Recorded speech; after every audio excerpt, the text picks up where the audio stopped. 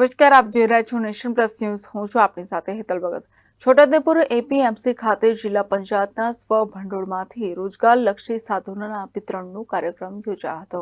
Chhota Udepur APMC ખાતે જિલ્લા પંચાયતના સ્વભંડોળમાંથી રોજગારલક્ષી સાધનનો વિતરણ કાર્યક્રમ જિલ્લા પંચાયત પ્રમુખ મલકાબેન પટેલની ઉપસ્થિતિમાં યોજાયો હતો. છોટાઉદેપુર તાલુકાના કુલ 32 અને જિલ્લાના 75 લાભાર્થીઓને આ રોજગારલક્ષી સાધન સહાયનો લાભ આપવામાં આવ્યો હતો, જેમાં અનાજ દળવાની ઘંટીનું વિતરણ કરવામાં આવ્યું હતું.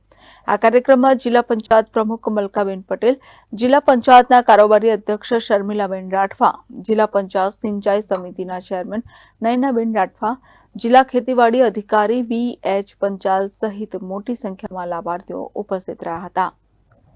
Rehan Patel, nation plus news, Chhota Udepur. સમાચારોના સતત અપડેટ મેળવવા માટે અમારી નેશન પ્લસ ન્યૂઝની યુટ્યુબ ચેનલને સબસ્ક્રાઇબ કરો, બેલ આઇકન દબાવો અને જોડાયેલા રહો ફેસબુક, ઇન્સ્ટાગ્રામ અને ટ્વિટર પર.